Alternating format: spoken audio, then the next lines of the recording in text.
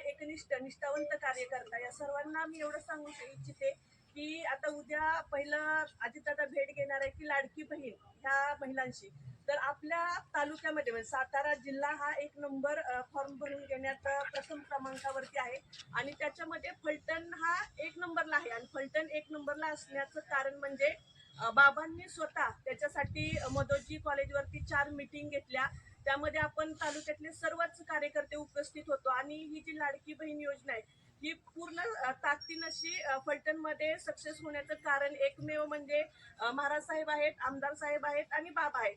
कुठल्याही तालुक्यामध्ये असं नियोजन केलं नव्हतं. बाबांनी स्वतः त्यांच्या शिक्षण संस्थेतले शिक्षकांना तालुक्यातील 128 गावामध्ये विभागून दिलं होतं आणि त्या शिक्षकांच्या माध्यमातून ज्या महिला फलटण असेल, साखरवाडी असेल, आजूबाजूच्या शहरामध्ये जाऊन ज्या फॉर्म भरू शकत नव्हत्या अशा ज्या गरजवंत महिला होत्या त्यांच्यासाठी कॅम्प लावला आणि लाडकी बहीण ही योजना सक्सेस केली. तर उद्या दादांनाही आम्ही हे स्पष्ट शब्दात सांगू की फलटण तालुक्यामध्ये आपण जरी महायुतीमध्ये असलो तरी फलटण तालुक्यामध्ये ज्या राज्याच्या महायुती सरकारच्या ज्या योजना आहेत त्या खूप मोठ्या प्रमाणामध्ये राजे गट असेल, आमदार साहेब असतील, बाबा असतील, महाराज साहेब असतील यांच्या माध्यमातूनच आपण सक्सेस करतोय. आपण रक्ताचं पाणी करतो, बाबा आपल्याला पूर्ण ताकद देतात, वेळ देतात आणि आपण लोकांपर्यंत पोहोचतोय, ते सक्षम करतोय. पण याचं सर्व क्रेडिट हे ना पाठीमागून येऊन भाजप आयत्या पिठावरती रेगोट्या ओढते आणि ते कुठंतरी आम्हाला मान्य नाहीये. आपण एकीकडे म्हणतो की आम्ही महायुतीमध्ये आहे आणि 100% 30% काम ते करतात, 70% काम आपण करतो, पण आपण 70% काम करूनही आपलं 70% श्रेय ते घेऊन जातात. आणि हे जे चाललेलं आहे फलटण तालुक्याचं राजकारण हे आम्हाला खरोखरच बाबा, महाराज साहेब, आमदार साहेब मान्य नाहीये. त्यांचं पडूनही ते आता माजी खासदार आहेत, मी स्पष्ट बोलते, तरी आपण कार्यकर्ता त्यांना का भितो हा माझ्या समोर येणं सर्वात मोठा प्रश्न पडलेला आहे. लोकसभेच्या वेळेस आमच्या इथं समोर बसलेल्या जवळजवळ 70% लोकांना ऑफर आलत्या की तुम्ही आमच्याकडे या, आम्ही तुमच्या अडचणी सोडू, पण निष्ठा कुठंतरी निष्ठा असते की 30 वर्ष माझे सासरे असतील, आमची पिढी असेल, आमच्या नंतरची पिढी असेल, यांना कुठेतरी राजगट असेल, राजघराणे असेल हे एक सुरक्षिततेचं कवच वाचतं. इथं सुसंस्कृतपणा आहे, सुशिक्षितपणा आहे आणि शांत आणि संयम आहे. इथं कुठल्याही महिलेवरती आरेरावी केली जात नाही, बोललं म्हणून दमदाटी केली जात नाही. आपण आपल्या नेत्याची बाजू मांडतो, म्हणजे आपण चुकीचं मी स्वतः महाराज साहेबांना माझे वडील मानते, मी माझ्या वडिलांच्या बाजूने बोलते म्हणजे मी चुकीचं करते असं मला कुठेही वाटत नाही.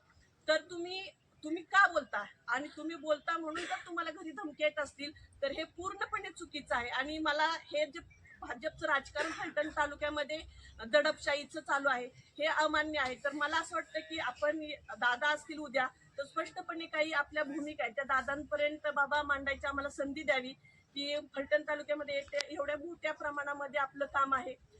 आता परवा दिवशी 2 दिवसापूर्वी जो स्टंट झाला तो अतिशय चुकीच्या पद्धतीचा होता. आमच्यापेक्षा मला असं वाटतं की तरुण वर्गामध्ये हा जो स्टंट झाला याची नाराजगी.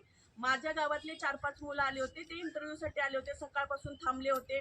या लोकांनी आले, स्टंट केला, तो इंटरव्ह्यू उधळून लावला.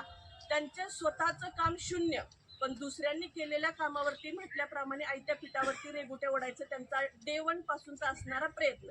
तुम्ही स्वतः कंपनी काढा, तुम्हाला कसं भरायचंय तसं भरा, आम्ही तिथं येणार नाही, आम्ही तिथं स्टंट करणार नाही. आज तुम्ही स्वतः ह्यांची महाराज साहेबांचं तिथं 90% म्हणूया 100% श्रेय आहे किती कंपनी आणण्याचं. तिथं येऊन जर तुम्ही स्टंट करत असाल तर बाबा मला असं वाटतं की उद्या त्यांची एवढी मजल जाईल की ते गोविंदवरती स्टंट करतील, श्रीरामवरती स्टंट करतील, साखरवाडीच्या कारखान्यासमोर येऊन स्टंट करतील. हे असंच नाही तसंच. आणि ह्याच्यातून साध्य त्यांना फक्त एवढं करायचंय, तरुण वर्गांना दाखवायचंय की बाबा आम्हाला तुमचा किती पुळका आहे. जर हा पुळका, ही ओढ, हे प्रेम जर तुमचं होतं तर तुम्ही 5 वर्ष का बरं शांत बसला?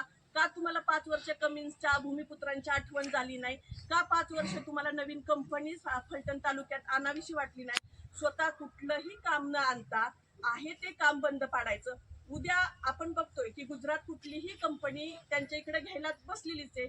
उद्या जर ते म्हणतात आम्ही टाळा ठोकलं तर कमी चला, शेवटच्या मिनिटाला गुजरातला जायला तयार आहे. तिथं काम करणाऱ्या 6,000 मुलांचा प्रश्न माजी खासदार सोडवणार आहेत का?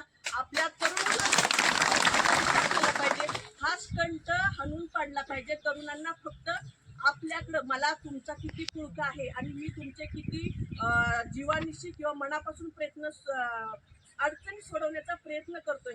हा जो दिखावा आहे हा फक्त दिखावा आहे. 5 वर्षापासून ह्या माणसाला भूमिपुत्रांची आठवण झाली नाही. 5 वर्षामध्ये ह्या माणसाला शेतकऱ्यांची आठवण झाली नाही. 5 वर्षामध्ये ह्या माणसाला तालुक्यातील मुलांना शिक्षणासाठी सोय करावी ह्याची आठवण झाली नाही.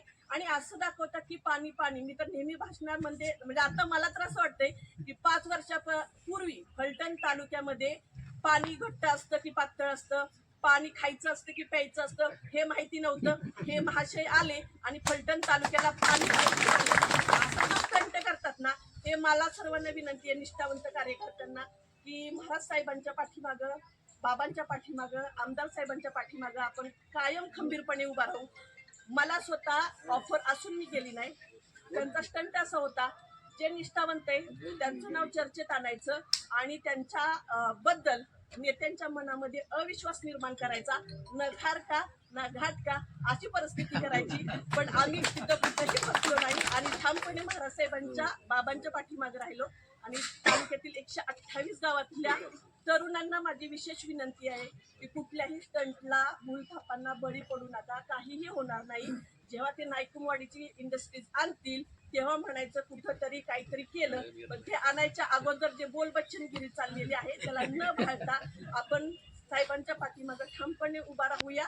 आपलं काम अवितरत करूयात आणि तालुक्यामधील बेरोजगारांचा प्रश्न, मी म्हणते आपल्या जिल्ह्यामध्ये 11 तालुके आहेत. 11 तालुक्यामध्ये एकमेव फलटण तालुका असा आहे की जिथं 2 कारखाने सक्षम चालू आहे, गोविंद चालू आहे, शिक्षण संस्था आहेत, कमेंट सारखी कंपनी आहेत. आपल्याकडं बेरोजगारीचा प्रश्न एवढा मोठा नाही.